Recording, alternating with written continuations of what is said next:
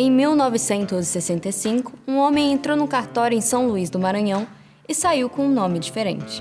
Ele tinha 35 anos e se chamava José Ribamar Ferreira de Araújo Costa. Mas no cartório adotou o apelido do pai, nascido nas terras de um inglês conhecido pela vizinhança como Sarney. Ele virou José Sarney. Nas próximas 6 décadas, esse sobrenome iria atravessar a política brasileira como poucos. Mas essa não é a história de José Sarney. Essa é a história sobre um país onde a política tem sobrenome. Sobre como, em quase todos os cantos do Brasil, do Acre ao Maranhão, do Belém ao Distrito Federal, das capitais com milhões de habitantes, às vilas quase inabitadas, o poder não circula, ele é transmitido.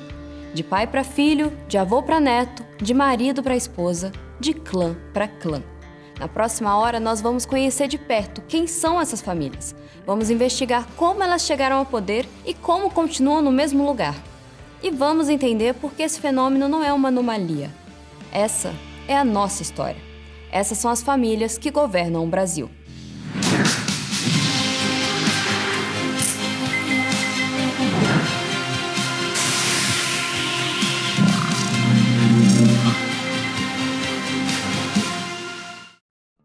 Para entender de onde essas famílias vieram e por que elas ainda governam o Brasil, a gente precisa voltar para um personagem que parece pertencer a um universo escondido do passado: o Coronel. E a primeira coisa que você precisa saber sobre o Coronel é que muitas vezes ele não chegou a ser um coronel de verdade. Essa patente vinha da Guarda Nacional, uma guarda criada em 1831 que, na prática, transformava quem tinha prestígio num determinado local numa autoridade militar. Se você tinha terra, renda, sobrenome e acesso ao poder, podia virar coronel.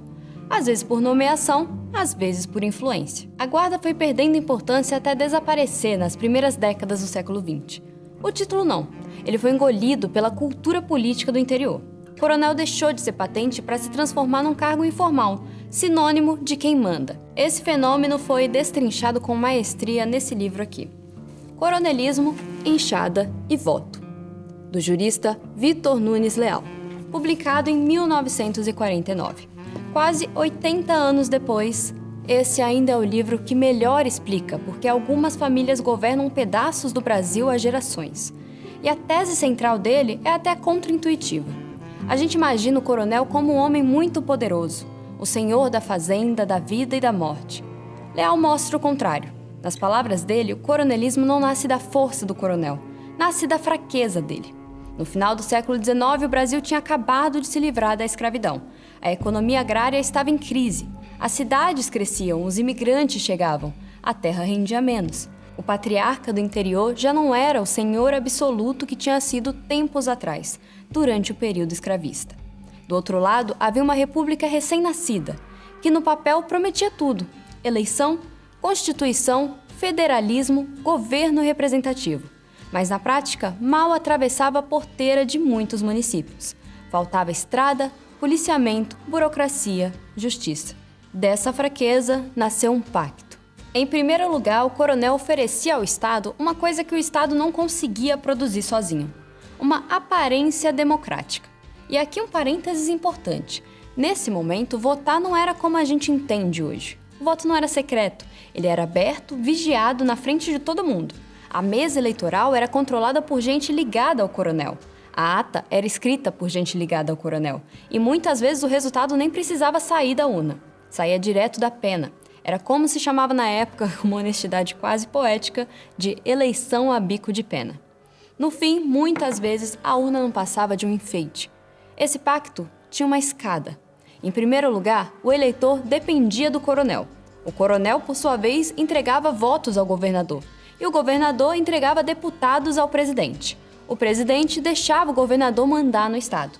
Um servia ao outro. A dependência do eleitor era evidente. Onde o estado não chegava, o coronel chegava. Era ele que levava o doente para o hospital na cidade grande.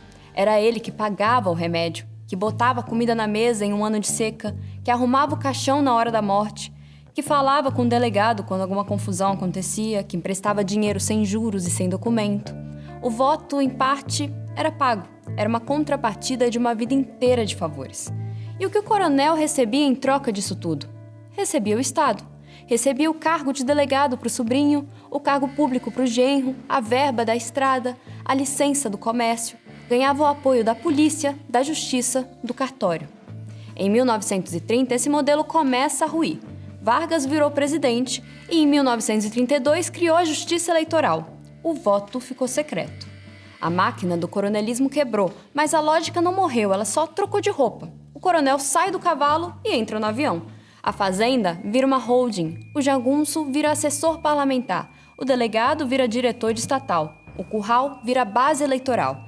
E as famílias permanecem onde sempre estiveram. Muitos dos sobrenomes que apareciam nas atas da Primeira República são os mesmos que aparecem na lista dos senadores que estão no poder nesse momento. Em alguns casos, esses sobrenomes vão muito além da Primeira República. A família Andrada, por exemplo, descendente de José Bonifácio, o patriarca da independência, tem alguém ocupando um cargo eletivo nacional desde 1826. São 5 gerações, 16 deputados e senadores, 4 presidentes da Câmara, 8 ministros, 2 ministros do Supremo. A história dos nossos clãs políticos é, sobretudo, uma história de adaptação. Essa é a história de José Sarney, que eu citei no início desse vídeo. Sarney começou na UDN. Quando os militares tomaram Brasília, ele virou Arena. Depois passou para o PDS. Rompeu, ajudou a fundar a Frente Liberal, que virou PFL e acabou no PMDB. 5 partidos em 6 décadas. Sarney foi deputado federal, governador, senador pelo Maranhão, presidente da República e senador pelo Amapá. Presidiu o Senado 4 vezes. Ele construiu seu clã em torno de 3 âncoras. A primeira foi a terra. Em 1969, no início do seu governo no Maranhão, Sarney sancionou a Lei nº 2.979, que entrou para a história como a Lei Sarney de Terras. O Maranhão tinha e ainda tem enormes extensões de terras públicas. Pela regra antiga, para vender uma terra dessas, o governo precisava abrir concorrência. Era preciso anunciar o lote, receber as propostas e vender para quem cobrisse a oferta. A Lei Sarney de Terras permitiu vender terras públicas por requerimento do interessado, sem a exigência prática de concorrência em todos os casos. A legislação colocou um único limite. Cada pessoa podia comprar no máximo 3.000 hectares. O problema é que o limite valia por sócio. Se uma empresa quisesse comprar terra, cada um dos sócios dela contava como uma pessoa diferente. Você juntava 100 amigos ou 100 parentes ou 100 nomes que inventava no cartório, abria uma empresa com esses 100 sócios e essa empresa podia comprar 300.000 hectares de terra pública sem leilão. O Maranhão carrega essa cicatriz até hoje. Nesse momento, 2,8% dos imóveis rurais maranhenses ocupam mais da metade da área total do estado. 70 dos 100 municípios mais pobres do Brasil estão no Maranhão. A segunda âncora de Sarney foi a televisão. A TV Mirante foi inaugurada em março de 1987, no meio do seu mandato presidencial. A concessão foi dada por uma sociedade entre os filhos dele, Fernando, Rosiana e Teresa. Em 1991, a Mirante saiu do SBT e virou afiliada da Globo. Hoje é o eixo do sistema Mirante, que cobre o estado inteiro em TV, rádio e internet. Nós falaremos mais sobre isso até o final desse vídeo. A terceira âncora foi a família. A filha Rosiana foi deputada federal, governadora do Maranhão por 4 mandatos e senadora. O caçula Sarney Filho foi deputado federal por 9 mandatos e ministro do Meio Ambiente. O neto, Adriano Sarney, foi deputado estadual.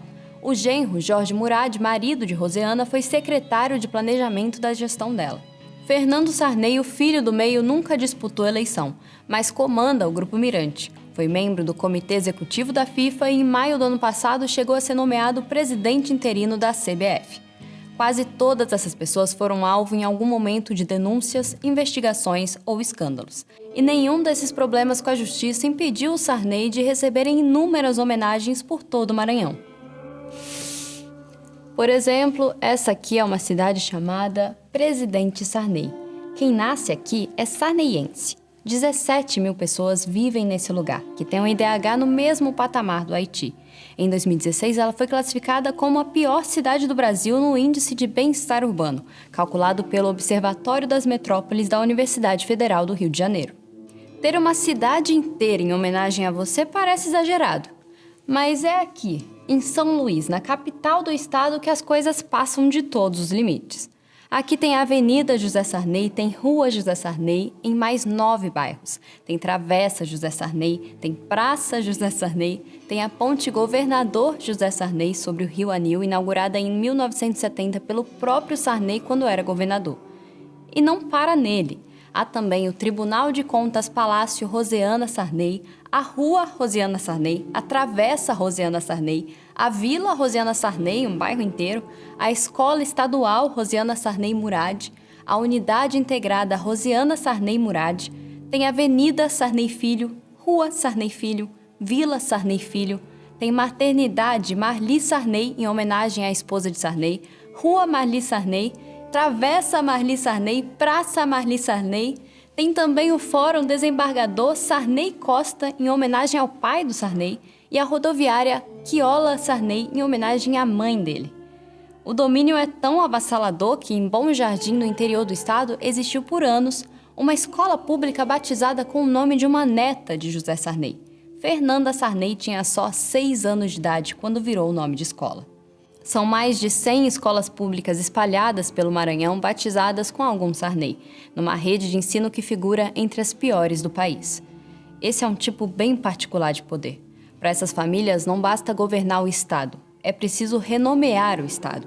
Quando uma família vira um nome de avenida, de fórum, de hospital, de escola, de bairro e até de cidade, ela deixa de aparecer só no debate político. Ela passa a aparecer na conta de luz, no caminho do ônibus, no mapa do celular, no endereço da consulta médica. O clã vira parte da paisagem. O sarneísmo não é um caso isolado, é um modelo, e modelo se repete.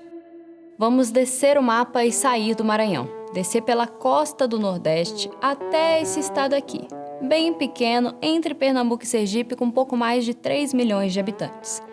Essa aqui é Alagoas.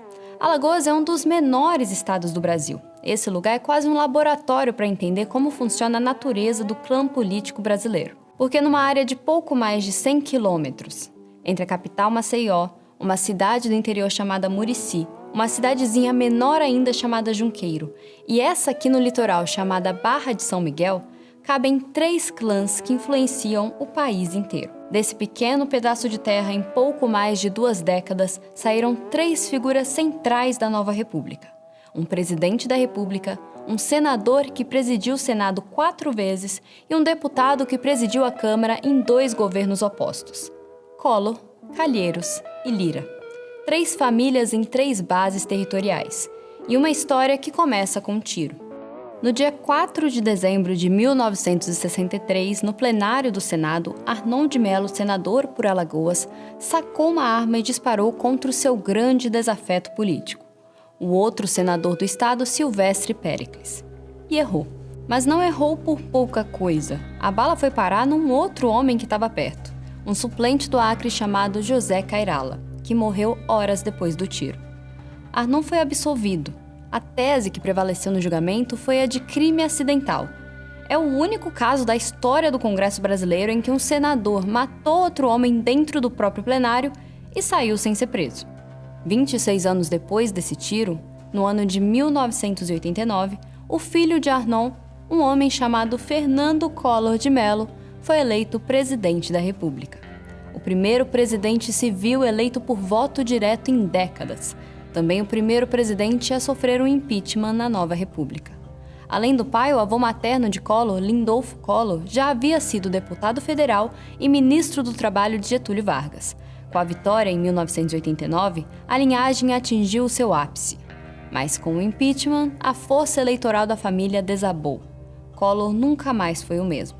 Em 2024, um sobrinho dele até tentou disputar uma vaga de vereador em Maceió usando o nome Fernando Collor na urna, mas só recebeu 569 votos. Pouco tempo depois disso, Collor foi preso, condenado a 8 anos e 10 meses de prisão por receber 20 milhões de reais em propina.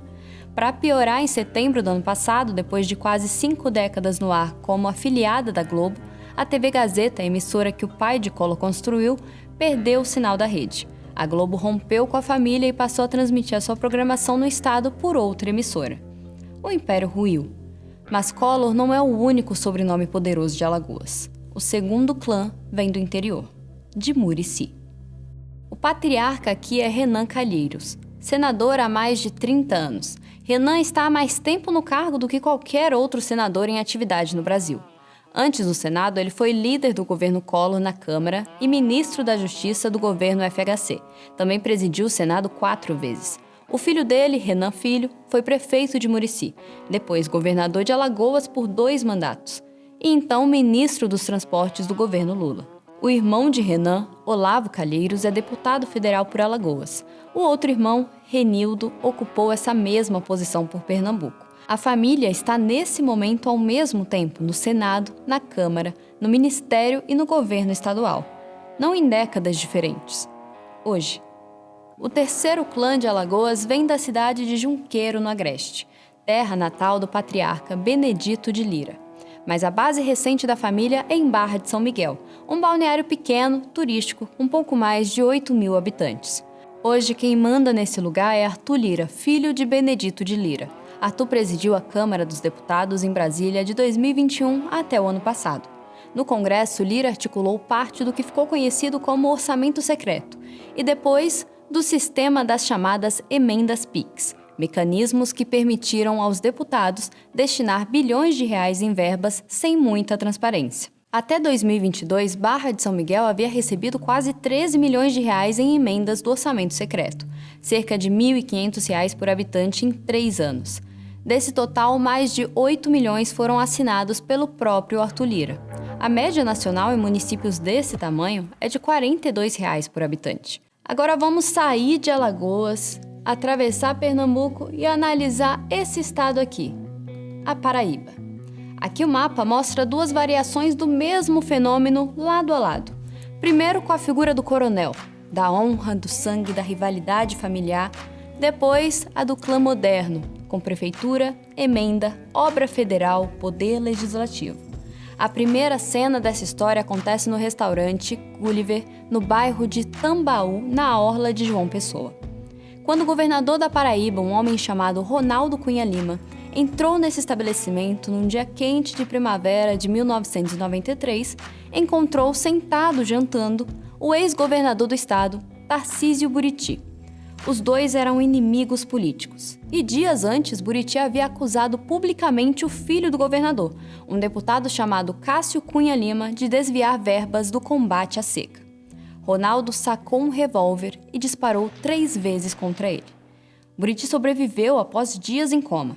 E Ronaldo chegou a ser preso por algumas horas. Ele renunciou ao governo no ano seguinte e, mais tarde, viraria deputado federal e senador antes de morrer em 2012 sem nunca ter sido condenado pelo crime. Esse não é o Brasil Império, não é a República Velha. Nós estamos em novembro de 1993. Foi praticamente outro dia. A base dos Cunha Lima é Campina Grande, a segunda maior cidade da Paraíba. Ronaldo foi prefeito, o filho Cássio foi prefeito, depois governador, depois senador. Romero Rodrigues, parente político do grupo, governou Campina Grande por 2 mandatos. Bruno Cunha Lima, neto de Ronaldo, foi eleito prefeito em 2020 e reeleito em 2024 com quase 58% dos votos. Em 2008, Cássio Cunha Lima foi cassado do governo da Paraíba por abuso de poder econômico, mas virou senador 2 anos depois, eleito com mais de 1 milhão de votos. A 300 quilômetros de Campina Grande, no sertão paraibano, fica Patos. É a 4ª maior cidade do estado e a base de outro clã. Em Patos, a família Mota Vanderlei atravessa décadas. Nabor Vanderlei foi prefeito em 1955, o neto, Naborzinho, foi prefeito em 2005, a sogra de Nabor, Francisca Mota, foi prefeita em 2013, em 2020, Naborzinho voltou à prefeitura. Em 2024, ele foi reeleito com 73% dos votos. São 7 décadas com o mesmo grupo familiar controlando a mesma cidade. Em fevereiro do ano passado, Hugo Mota, neto da família, médico que chegou a ser o deputado federal mais jovem da história brasileira, foi eleito presidente da Câmara dos Deputados. Recebeu 444 votos dos 513 disponíveis. Foi o sucessor escolhido por Arthur Lira. Na prática, o que nós vimos nos últimos anos foi o controle da Câmara sair de Barra de São Miguel, dos Lira, para Patos, dos Mota, de um clã para o outro. Mas essa história ainda não acabou. Agora é a hora de ir para o norte do país, mais especificamente no Pará, em Belém, na Baía do Guajará. Em novembro do ano passado, por 2 semanas, Belém virou uma vitrine do país. A cidade acolheu chefes de Estado, diplomatas, empresários, ONGs e jornalistas do mundo inteiro. A capital do Pará foi vendida como a porta de entrada da Amazônia. Mas Belém não é só isso. Belém é também a capital de uma das máquinas familiares mais duradouras da política brasileira. A história desse grupo aqui, os Barbalho, começa pequena. Começa com esse homem, Laércio Barbalho, deputado estadual nos anos 50. Mas quem transforma a família em outra coisa é o filho Jader. Jader Barbalho iniciou a sua trajetória política como vereador em Belém. Depois foi deputado estadual, deputado federal, governador do Pará por 2 mandatos, ministro da Reforma Agrária do governo Sarney, ministro da Previdência do governo Itamar e senador pelo Pará. Em 2001, ele chegou à presidência do Senado. O filho de Jader, Helder Barbalho, foi eleito e reeleito governador do Pará. Em abril desse ano, ele deixou o governo do estado para disputar uma vaga no Senado. À primeira vista, Helder é a versão moderna do clã. Jovem, articulado, preocupado com as questões ambientais. Mas essa reportagem do Estadão identificou pelo menos 20 parentes ligados à família Barbalho ocupando cargos em órgãos públicos do estado no governo dele. A esposa do governador, Daniela Lima Barbalho, é conselheira do Tribunal de Contas do Estado, o órgão que julga as contas do governo do marido. Cargo vitalício até os 75 anos, com salário em torno de R$ 35 mil por mês. A tia do governador, Mara Lúcia Barbalho, é conselheira do Tribunal de Contas dos municípios. O primo, Lourival Barbalho Júnior, é secretário adjunto do Tesouro Estadual. Outro primo, Alex Pinheiro Centeno, é desembargador do Tribunal de Justiça do Pará. Mais um primo, Igor Normando, foi eleito prefeito de Belém em 2024. E o irmão do governador, Jader Filho, comandou o Ministério das Cidades no governo Lula, a pasta que distribui o programa Minha Casa Minha Vida. Quando o STF foi provocado por uma ação a anular a nomeação da esposa do governador ao Tribunal de Contas, o pedido foi rejeitado. A jurisprudência da Corte é que a súmula vinculante 13 proíbe nepotismo na administração pública, mas não atinge cargos políticos. A lei brasileira barra o nepotismo mais grosso, o sobrinho contratado direto pelo tio, mas abre exceção para indicações entre poderes, tribunais de conta, quinto constitucional, nomeações chanceladas por votação, e o clã moderno aprendeu a se adaptar por essas frestas da lei. O caso da Daniela Barbalho não é exceção. 32% dos conselheiros dos tribunais de contas estaduais brasileiros têm parentes na política. Em Alagoas e Sergipe, 5 em cada 7 conselheiros têm parente político. O Tribunal de Contas é, na prática, o cemitério institucional dos clãs. Cargo vitalício até os 70 anos, salário equiparado ao de desembargador e poder de decidir se as contas do parente passam ou não passam. É uma mamata. Mas a nossa viagem pelo Brasil ainda não acabou. Durante quase 3 décadas, esse estado aqui, a Bahia, teve uma sigla mais forte do que qualquer partido. ACM, Antônio Carlos Magalhães. ACM era filho do deputado federal Francisco Peixoto de Magalhães Neto. E o filho começou cedo, foi deputado estadual ainda na UDN, deputado federal, prefeito de Salvador, governador da Bahia 3 vezes, ministro das comunicações do governo Sarney, senador, presidente do Senado. Os baianos chamam de carlismo. O pilar simbólico do carlismo é essa emissora aqui, a Rede Bahia, afiliada da Globo. 6 emissoras de TV cobrindo o estado inteiro. TV Bahia em Salvador, TV Subaé em Feira de Santana, TV Santa Cruz em Itabuna, TV Sudoeste em Vitória da Conquista, TV São Francisco em Juazeiro, TV Oeste em Barreiras. A Rede Bahia se descreve hoje como o maior grupo de comunicação no norte e nordeste do Brasil. No coronelismo antigo, controlar território era controlar terra, delegado, cartório, jagunço. No carlismo, controlar território é também controlar a imagem do território. A ACM construiu um clã. O filho, ACM Júnior, foi senador e comandou a Rede Bahia. O irmão, Ângelo Magalhães, foi deputado estadual, deputado federal e constituinte. O sobrinho, Paulo Magalhães, passou pela Assembleia e pela Câmara dos Deputados. Paulo Magalhães Júnior chegou à Câmara Municipal de Salvador. Luiz Eduardo Magalhães, filho de ACM, foi o seu herdeiro mais promissor. Chegou a ser presidente da Câmara dos Deputados e era considerado por FHC um candidato natural à presidência da República. Só que em 98, Luiz Eduardo morreu de um ataque cardíaco fulminante, aos 43 anos, quando costurava uma candidatura ao governo da Bahia. Em 2006, a família sofreu um baque. A Bahia elegeu Jacques Wagner do PT, governador do estado. Foi a primeira derrota estadual em larga escala do clã. No ano seguinte, a ACM morreu. Desde então, o carlismo não é mais o mesmo. ACM Neto, neto do patriarca, é o herdeiro do clã. E dá para dizer que ele tem um estilo bem menos truculento que o avô. Foi prefeito de Salvador, reeleito em 2016 com 74% dos votos. Tentou o governo da Bahia em 2022, mas perdeu para Jerônimo Rodrigues, também do PT. E se você acha que esse fenômeno é coisa do Nordeste ou da Amazônia, precisa conhecer esse clã aqui. A família Caiado está afincada na política goiana há mais de 200 anos. Antes da República, antes da Independência, a linhagem começa ainda no final do século XVIII, com um homem chamado Manuel Caiado de Souza, que pediu Sesmaria à coroa portuguesa. As terras ficavam à margem do rio Uru. Era terra, gado, parentela e poder local. O roteiro clássico do Brasil profundo. Daí pra frente, geração após geração, sem interrupção, quase sempre houve um Caiado em algum cargo de poder em Goiás. Olha a extensão da família. Antônio Ramos Caiado, o Totó Caiado, dominou a política goiana entre 1912 e 1930. Foi deputado federal, senador e a maior expressão do coronelismo de Goiás da Primeira República. Mas Totó não governava sozinho. O irmão dele, Brasil Ramos Caiado, foi presidente do estado entre 1925 e 29, cargo equivalente na época a governador. Outro irmão, Leão de Ramos Caiado, foi senador estadual. Outro Caiado, Arnulfo Ramos Caiado, foi deputado estadual. Esse sistema atravessou o século XX em zigue-zague, mudando de regime, de partido e de constituição.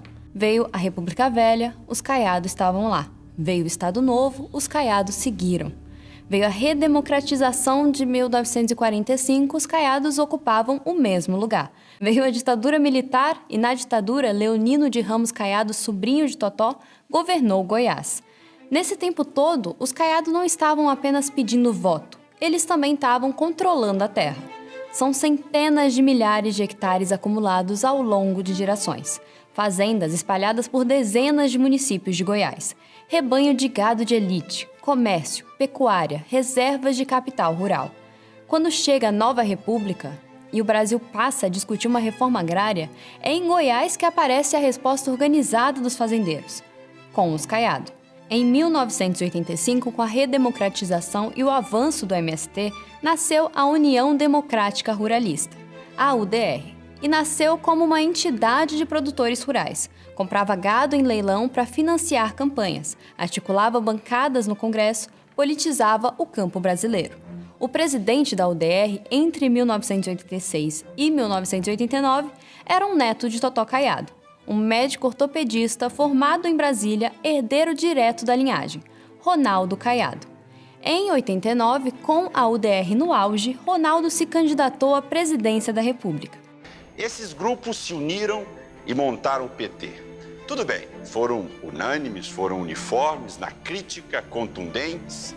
Quando eles chegaram ao poder, eu posso garantir que é o mais vistoso desastre administrativo já visto no Brasil. Teve menos de 1% dos votos, mas a candidatura cumpriu uma função maior. Nacionalizou o sobrenome e o projeto. Daí pra frente, quase tudo deu certo. 5 mandatos como deputado federal, senador, eleito e reeleito governador, as 2 vezes no primeiro turno. Em Goiás, os Caiado não precisaram abandonar a marca do campo para parecer modernos. Eles modernizaram a própria marca rural. Tudo que a gente viu até aqui, do Sarney no Maranhão aos Caiado em Goiás, obedece à mesma lógica. O clã nasce ancorado na terra, tem uma cidade ou uma região que é o seu reduto, uma economia local que sustenta sua base eleitoral, um patriarca que vira sobrenome e um sobrenome que vira marca. A família é dona do lugar antes de ser dona da política. E é dona da política porque é dona do lugar. Mas existe um caso recente que não obedece a nenhuma dessas regras. Não tem fazenda, não tem TV local, não tem 3 gerações de prefeitos, e mesmo assim, em 7 anos, virou um dos clãs mais poderosos da política brasileira. No Rio, da família Maia, Garotinho e Pisciani, nós estamos vendo o nascimento de um clã em tempo real. Não é uma família instalada há gerações no mesmo território. O clã não nasceu da terra, da televisão, da prefeitura ou do Tribunal de Contas. Os Bolsonaro vêm de outro lugar. Vêm da zona oeste do Rio de Janeiro. Campo Grande, Realengo, Bangu, Santa Cruz, Guaratiba, região historicamente associada a militares aposentados, classe média baixa, eleitorado evangélico. Jair Bolsonaro era capitão da reserva quando entrou na política. Tinha tido uma trajetória militar marcada por atritos com o próprio exército.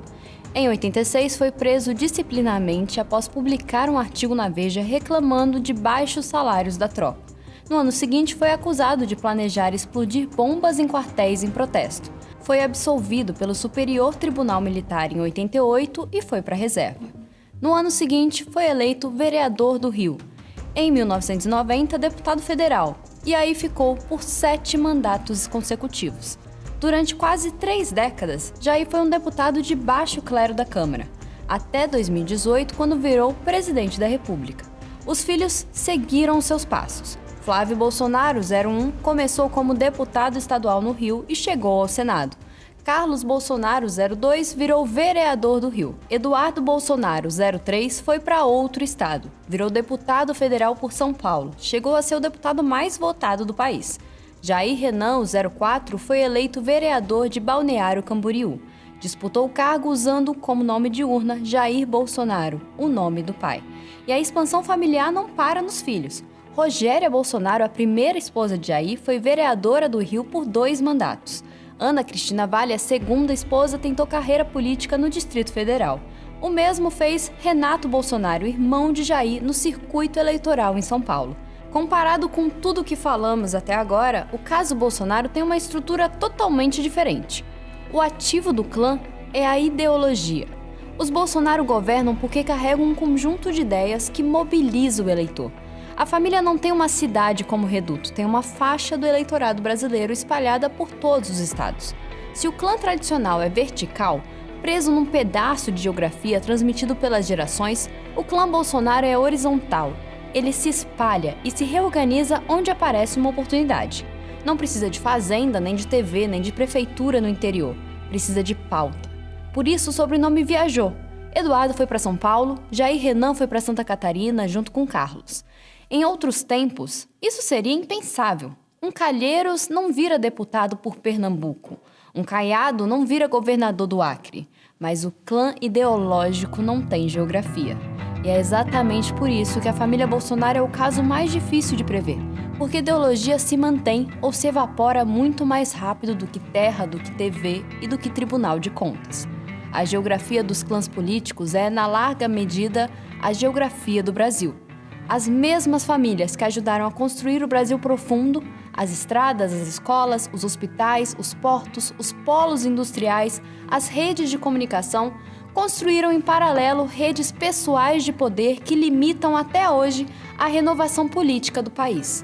E essas redes funcionam como um circuito fechado. Quando uma família passa décadas no mesmo cargo, ela aprende muitas coisas. Aprende a captar verba federal, aprende a financiar campanha, aprende a indicar parentes para o Tribunal de Contas, aprende a transferir voto para o filho. Isso significa, na prática, que prefeitos de família política devem ser melhores no cargo do que prefeitos sem família política. Mais experientes, mais conectados, mais capazes de captar recursos. Ou pelo menos é isso que a teoria diria. Em 2015, 3 economistas, 2 deles ligados à Universidade de Stanford, resolveram testar essa tese. Eles publicaram um estudo analisando 17 mil candidaturas a prefeito no Brasil entre 1996 e 2012 e compararam o desempenho de prefeitos que tinham um clã com o desempenho de prefeitos que não pertenciam a um clã. Os pesquisadores descobriram que os prefeitos de famílias tradicionais na política gastam em média 8% mais do que os que não arrastaram a família para a política. Gastam 16% mais em despesas de capital, em obras e infraestrutura, recebem entre 6% e 7% mais em transferências federais. Mas eles não promovem diferença de crescimento econômico, nem de geração de emprego, nem de desempenho educacional, nem de mortalidade infantil. Nessas cidades não há diferença em saneamento, asfalto ou coleta de lixo. Ou seja, os clãs gastam mais, recebem mais e não entregam mais. Eles tiram mais do que põem. E por que continuam sendo eleitos? Em 2024, 4 pesquisadores, 3 brasileiros e 1 americano da MIT, publicaram uma pesquisa com essa pergunta. O que se passa na cabeça do eleitor que escolhe em 4 eleições seguidas sempre a mesma família?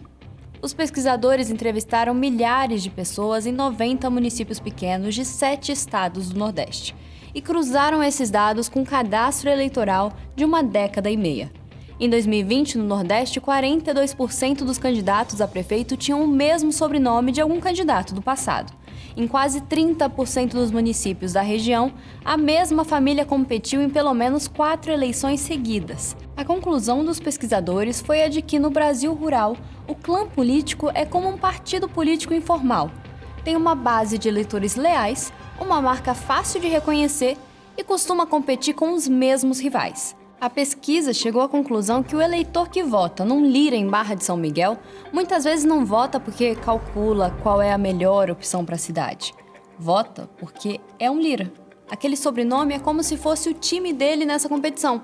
É parte da identidade que ele carrega, que muitas vezes ele herdou do pai, que vai passar para o filho. E os Lira em Barra de São Miguel são apenas um caso entre dezenas espalhados pelo país. A lista das famílias que a gente acabou de visitar é apenas uma amostra. A geografia se repete pelo Brasil. No Acre, os irmãos Jorge e Tião Viana governam o estado cada um por 2 mandatos consecutivos. No Piauí, os Portela Nogueira atravessam 3 gerações. O ex-governador Lucídio Portela, a deputada Miriam Portela e o atual presidente do PP e ex-ministro Ciro Nogueira, neto de um, filho da outra. No Mato Grosso, os irmãos Júlio e Jaime Campos foram governador, prefeito, senador e deputado. 2 carreiras paralelas, mesma família, mesma cidade base, Várzea Grande. No Mato Grosso do Sul estão os Tebet. O pai, Ramês Tebet, foi governador e senador, e a filha Simone foi senadora e ministra do governo Lula. No Distrito Federal, Joaquim Roriz foi governador 4 vezes. As filhas dele, Jaqueline e Liliane, viraram deputadas. No Ceará, os irmãos Cid Gomes e Ciro Gomes foram governadores, ministros e prefeitos. Ivo Gomes, irmão deles, foi prefeito de Sobral, cidade base do clã, por 2 mandatos. Em Rondônia, o senador Valdir Raupp e a esposa Marinha Raupp ocuparam ao mesmo tempo cadeiras no Senado e na Câmara. Em muitos desses casos, em algum momento, aparecem os mesmos elementos. A família, num dado momento, ganha o controle de uma emissora de TV, ou de uma rádio, ou das 2 coisas. É o que a gente chama de coronelismo eletrônico. A Constituição de 88 proíbe que parlamentares recebam concessões de rádio e TV. O artigo 54 é explícito. Deputados e senadores não podem firmar nem manter contrato com pessoa jurídica de direito público.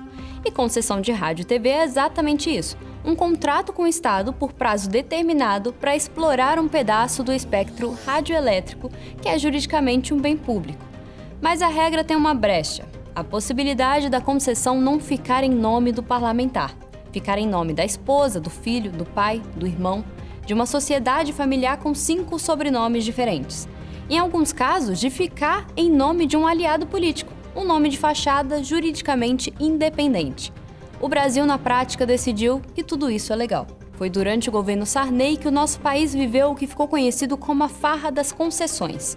Centenas de outorgas de rádio e TV foram emitidas pelo Poder Executivo nesse período. Antônio Carlos Magalhães foi o ministro encarregado de assinar boa parte desses decretos. A TV Bahia, da família Magalhães, foi inaugurada no início do governo Sarney. Mas 2 anos depois, trocou de afiliação, saiu da Manchete para Globo. Em dezembro de 86, Sarney assinou o decreto que outorgou a concessão da TV Cabugi, em Natal, ao então ministro da Administração Aloysio Alves, patriarca de outro clã. A emissora foi inaugurada em 87 como afiliada da Globo. A família Alves dominou a comunicação do Rio Grande do Norte por 3 décadas. Em 1990, o último ano do governo Sarney, foi a vez do governador do Ceará, Tasso Gereissati, inaugurar a TV Jangadeiro em Fortaleza, que ele ainda controla.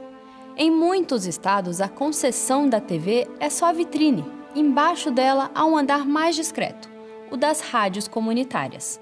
Em 1998, uma lei criou um regime especial para a rádio comunitária. A ideia era democratizar o veículo, dar voz a associações de bairro e comunidades rurais. A primeira grande leva dessas concessões saiu na virada do século. Foram autorizadas 2.205 rádios comunitárias no Brasil nesse período.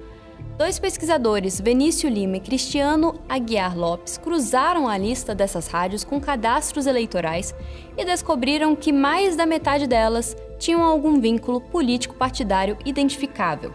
Igreja ligada a vereador, associações de bairro ligada a deputado, cooperativa ligada a prefeito. Mas é na concessão de TV que essa associação fica mais nítida.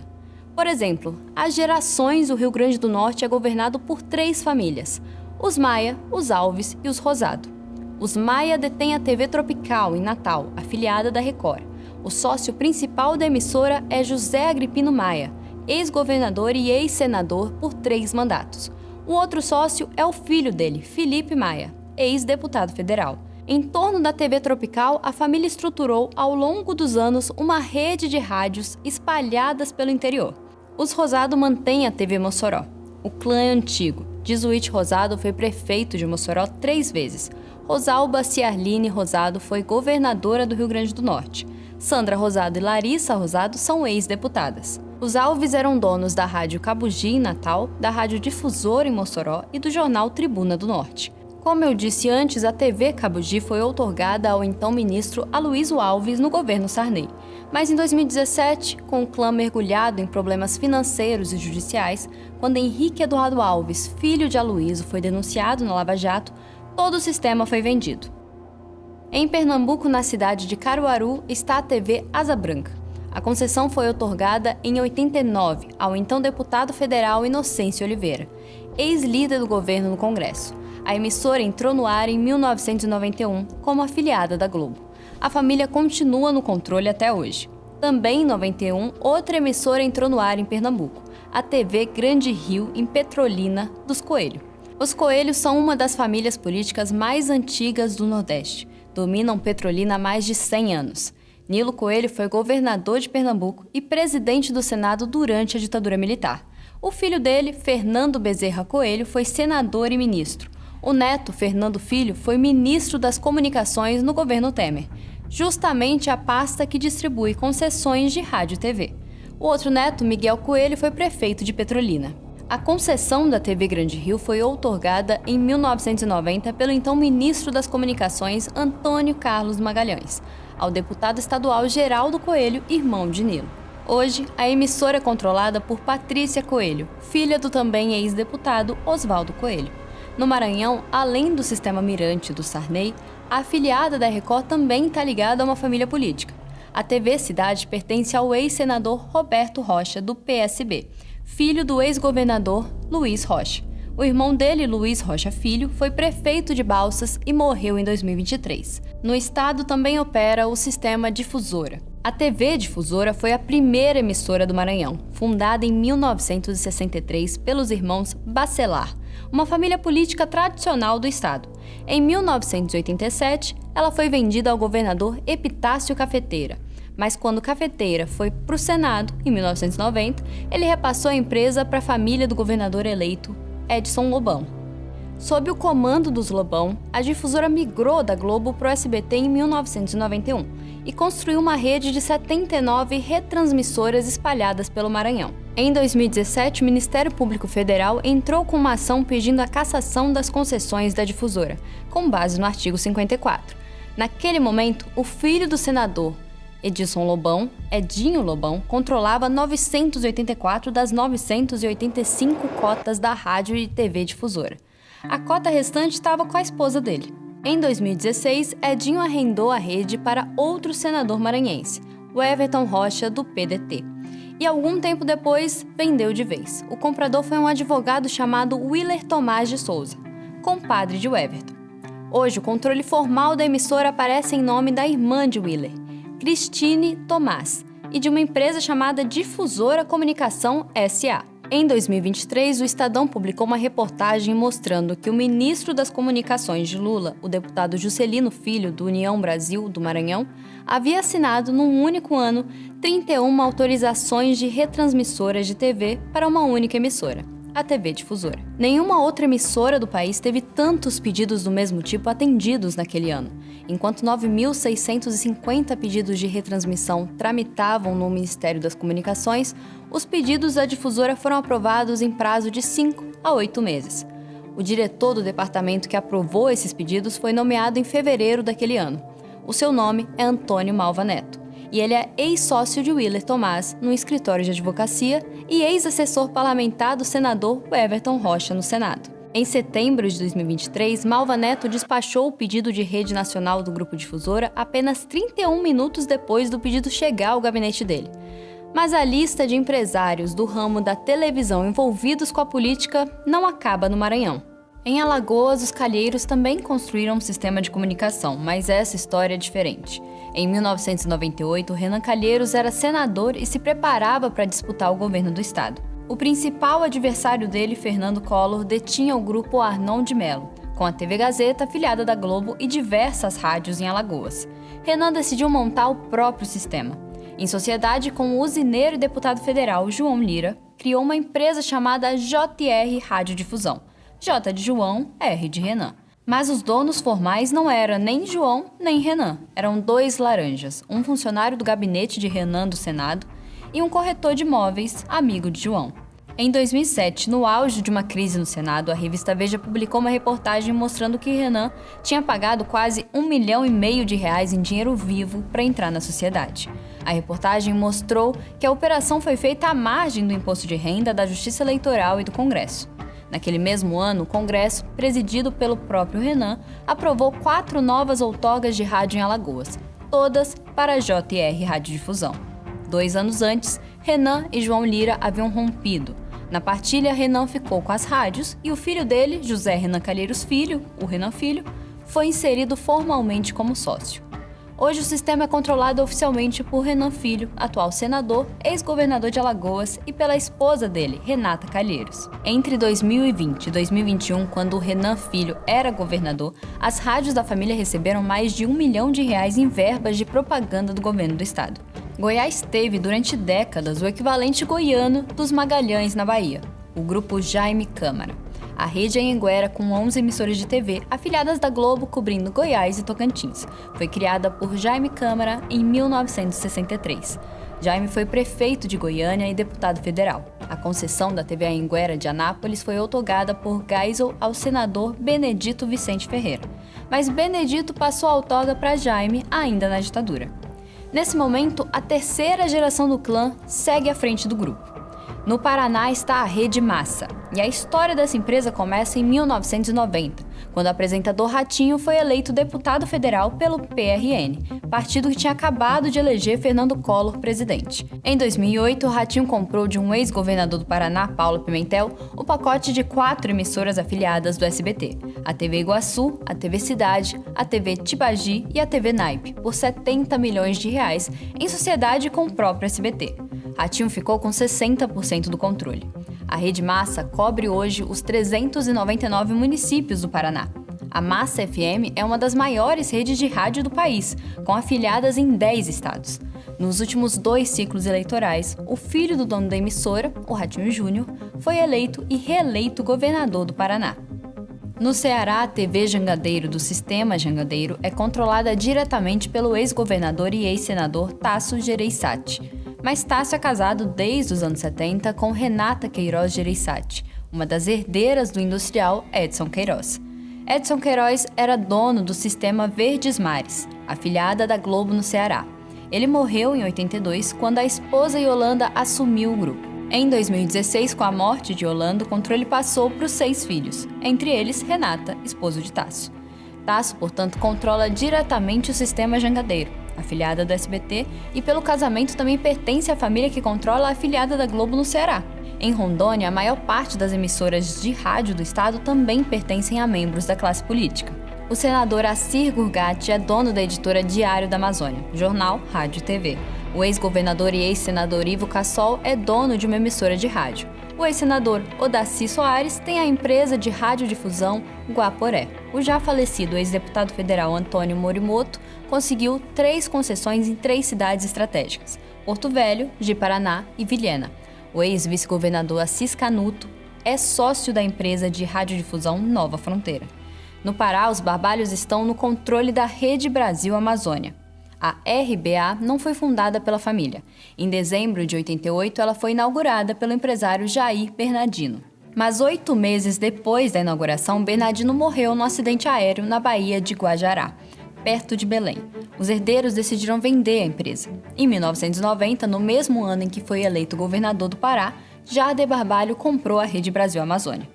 Em 93, a RBA migrou da Manchete, que estava em colapso, para a Bandeirantes, onde permaneceu até hoje.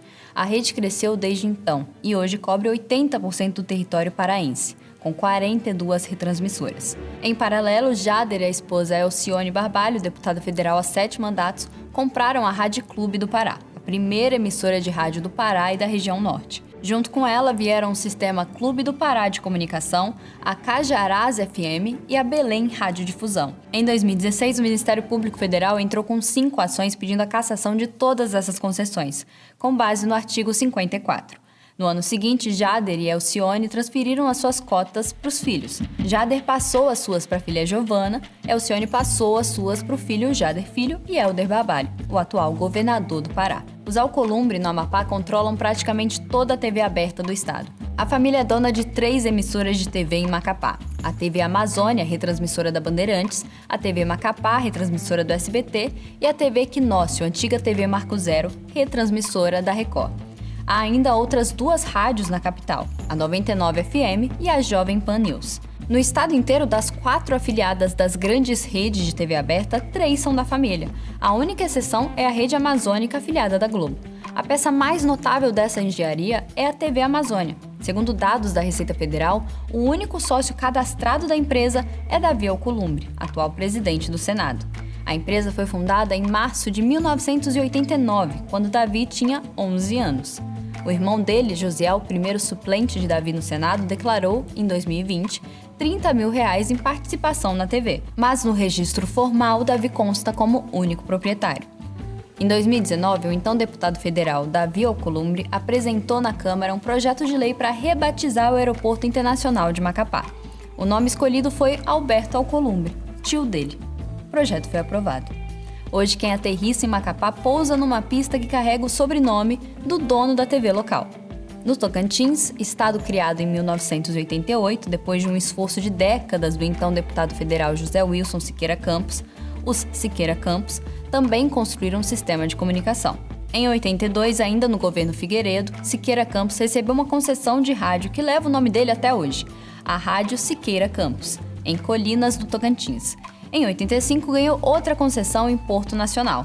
Siqueira Campos governou o Tocantins 3 vezes. Ele morreu em 2017. O filho dele, Eduardo Siqueira Campos, foi prefeito de Palmas 3 vezes, deputado federal, senador e depois assumiu a presidência das afiliadas da Record no Tocantins. Outra ex-senadora do estado, Cátia Abreu, controlava com a família o SBT do Tocantins, mas em 2018 vendeu metade da operação e 2 anos depois vendeu o restante. Em Roraima, a história se repete. Em março de 1990, no penúltimo dia do mandato, o governo Sarney aprovou uma outorga de concessão de retransmissão de TV em Roraima, para a Fundação de Promoção Social e Cultural de Roraima. Anos depois, essa concessão foi transferida para Buritis Comunicações, empresa controlada por Rodrigo Jucá, filho do então senador Romero Jucá. Romero Jucá foi afiliado político de Sarney desde os anos 80, quando presidiu a FUNAI. Em seguida, foi governador de Roraima quando o estado ainda era território federal e senador a partir de 95. Investigações do Ministério Público de Roraima apontaram Jucá como proprietário de 3 emissoras no estado: a TV Caburaí, afiliada da Band, a TV Imperial, afiliada da Record, e a Rádio Equatorial 93.3 FM. A TV Imperial é administrada formalmente pela filha do senador, Marina Jucá. A TV Caburaí pela cunhada, Rosilene Brito. Em Sergipe, as 2 maiores afiliadas do estado pertencem à mesma família. A família Franco está na política sergipana há mais de 80 anos. Augusto Franco foi senador, governador e deputado federal. A concessão da TV Atalaia em Aracaju foi obtida pelo grupo empresarial dele em 1972, quando era senador.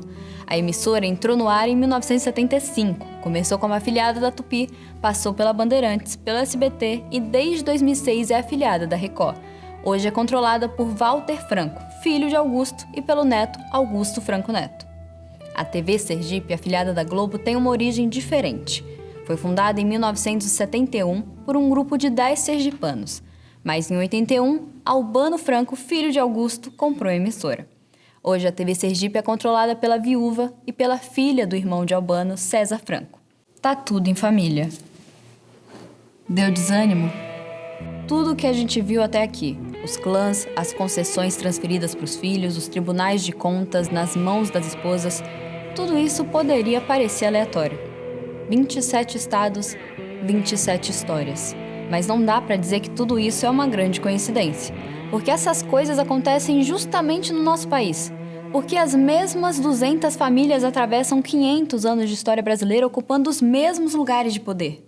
Porque essa é a nossa história. Em 1534, antes da palavra brasileiro significar alguma coisa, o rei de Portugal, Dom João III, tomou uma decisão administrativa. Ele pegou o mapa da colônia recém-descoberta e dividiu o território em 15 faixas paralelas, que iam do litoral para o interior. Em seguida, ele entregou cada uma dessas faixas para um homem diferente. Esses homens não eram funcionários do rei. Eles ganhavam o direito de administrar a faixa como se fosse propriedade privada. Podiam cobrar impostos, distribuir terras, abrir vilas, julgar disputa, comandar tropa e, na hora da morte, passar tudo para o filho. Você aprendeu isso na escola. Essas faixas se chamavam capitanias hereditárias. O Brasil, antes de ser Brasil, nasceu como uma colônia em que 12 famílias receberam por carta do rei o direito de governar pedaços de um continente e de transmitir esse direito através dos séculos. A maior parte dessas capitanias fracassou.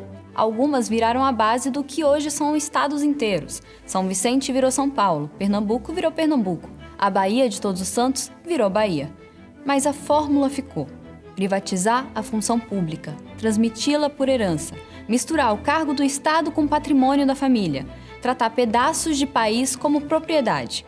A primeira coisa que nosso país fez antes mesmo de virar um país, antes da palavra Brasil existir, foi se entregar a um pequeno grupo de famílias. Quase 500 anos depois, isso ainda é, em larga medida, o que o Brasil é. É verdade que capitania mudou de nome, virou Sesmaria, patente de coronel, cadeira no Senado, afiliada da Globo, conselheiro do Tribunal de Contas, escola com nome de neta do senador. Cada século inventa uma nova forma de chamar a mesma coisa. Mas o gesto inicial, o gesto de 1534 de entregar pedaços do país a um pequeno grupo de famílias e deixar essas famílias passarem o pedaço para os filhos, nunca foi desfeito. Esse é o Brasil. Não o Brasil que aparece na propaganda política. Esse é o Brasil das capitanias atualizadas. Das 12, 20, 300 famílias que governam pedaços do país há gerações, em algum nível, em algum cargo, com alguma sigla, em algum lugar. Esse é o Brasil que governa o Brasil.